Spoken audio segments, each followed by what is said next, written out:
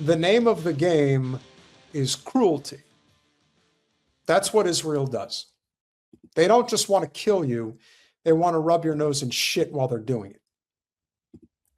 And so when they do something like this, you understand why. There's a thing in the United States called religious freedom, and we should honor and respect it. If people believe in Jesus as their Lord and Savior, whether I agree with it or not, it should be respected. But the idea that you feel the need to desecrate a Jesus statue, you're only reinforcing what we've always said, which is Zionists do not believe in God, but they believe God promised them Israel.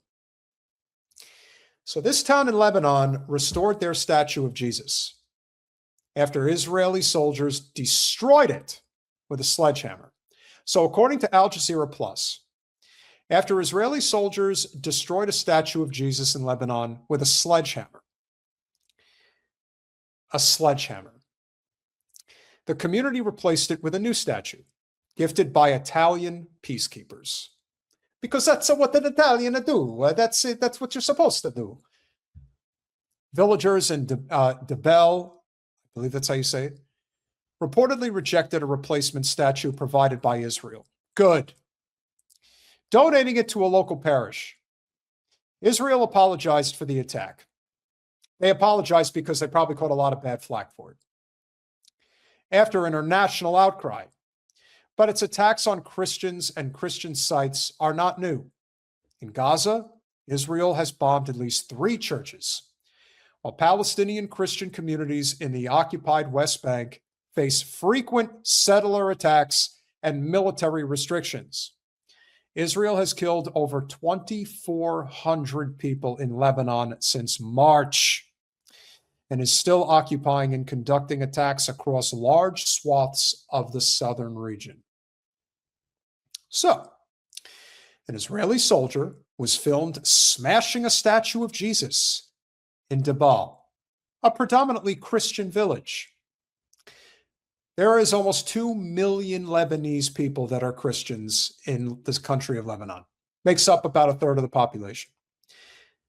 And one of at least 55 towns in southern Lebanon currently occupied by Israel. 55 towns occupied by Israel.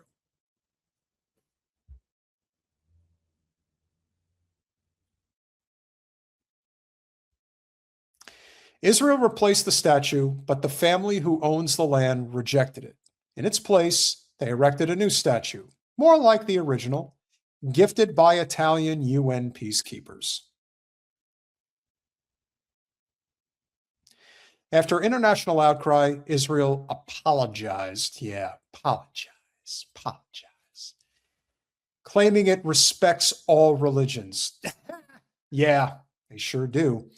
2 soldiers were jailed for 30 days, but it has taken no action against soldiers or settlers for killing Palestinians since 2020. Of course not. Next slide, please. In Gaza, Israel has bombed at least 3 churches, including the 3rd oldest Christian church in the world. Jen, do you remember the name of the church? Forgive me, I'm not recalling that name right now. By the way, big shout out to all of you also following over on Rumble. Remember, we are Revolutionary Change on Rumble and Revolutionary Change on Instagram. And it has destroyed over 1,000 of Gaza's mosques. Last year, Israel settlers attacked and set fire to a Palestinian church in the occupied West Bank, dating back to the 5th century, and vandalized at least 45 mosques.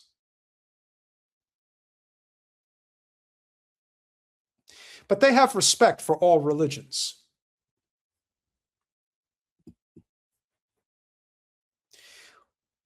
Every once in a while, they have to do a little PR stunt to remind people that they are really just trying to beat Hamas and Hezbollah.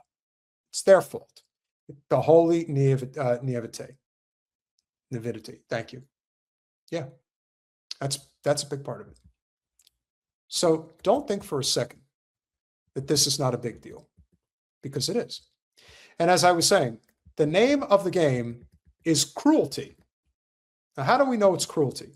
As we mentioned in the story from Al Jazeera Plus, 55 towns. Nativity. Thank you. 55 towns in southern Lebanon are now occupied. And this is a little something of what they are doing in southern Lebanon.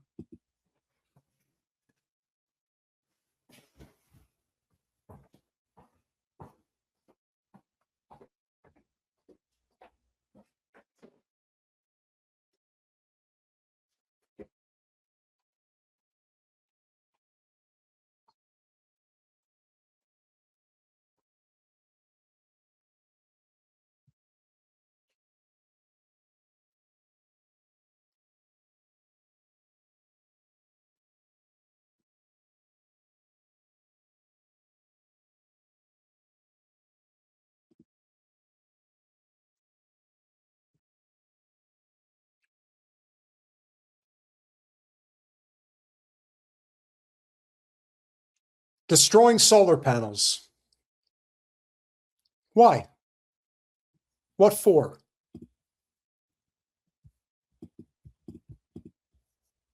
Let me tell you, there can't be anybody that has a bigger carbon footprint on this planet than the Zio scum.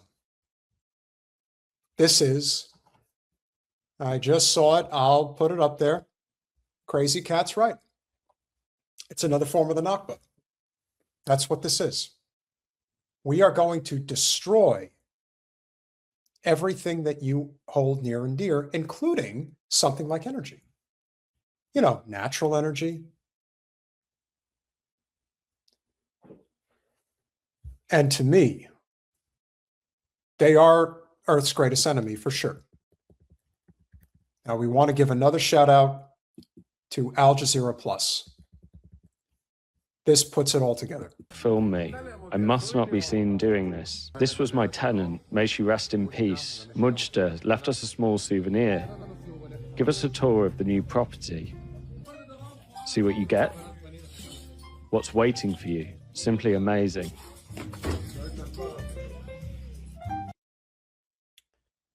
Now, I want you to look at this face and realize that that is not a nice little Jewish boy. That is an enemy. That is a mass murdering enemy if there ever was one. I don't know his name. I don't really care what his name is.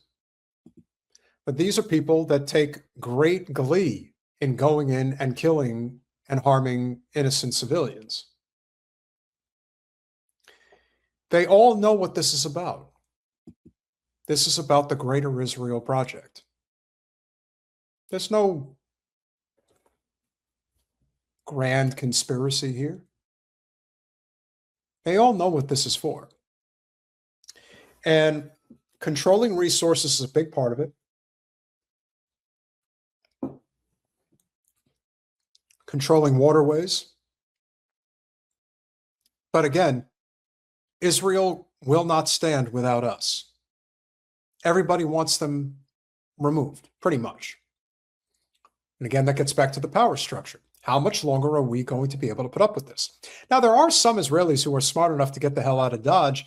That's why they're going to other places. We'll get to Greece in a minute. Cyprus, Argentina. But a lot of the world does not want them. And they're going to have a very hard time once things finally settle. There is no coming back from this. They will not get away with this. I know it looks bad now, and sometimes these things take a hell of a lot longer than they should. But rest assured, there will be light at the end of the tunnel because the world is uniting against them, and that is the way it should be. Simply amazing.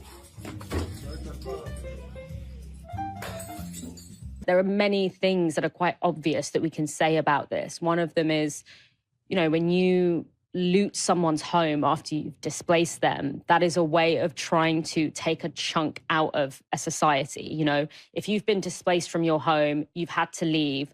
When you return and all your things are gone, it's harder to build back. It's more difficult to build back. It's an attempt to break resilience. The dehumanization of it, I mean, it's an almost nihilistic form of violence. It's truly disturbing. We can also think about how, you know, I mean, it's a settler colonial society. Like, if you can live on stolen land, if you can steal someone's home, what's a couch? Perfectly stated. Listen to that last line one more time. Like, if you can live on stolen land, if you can steal someone's home, what's a couch? What's a solar panel? What's an heirloom of a photograph? What's a 5th century church? Nothing. Doesn't matter. I truly want to know who thinks that these people deserve anything other than the scorn from humanity forever. And make no mistake, they not only mass murder children, they abuse animals. They destroy everything in their path. And I mean everything. That's what they do. And so when you see what's happening in Lebanon, this is not going to end well for them or for the world as long as we continue to be party to it. But they're not going to stop here. They're going to keep expanding. But how are they ever going to maintain it is the question. Who is going to want to do business with them? Yeah, they might get control of certain important, let's say waterways, for example. Suez is one that comes to mind. But do you really think that the boomerang ain't coming back for them once we can no longer protect them? Or once we decide as a nation we will not protect them anymore? They have so much hell coming for them, they can't even begin to wrap their head around it. And good, let them not. Their ego and their vanity is so out of sight, out of mind, that all we're doing is documenting this and letting people understand exactly what they're doing.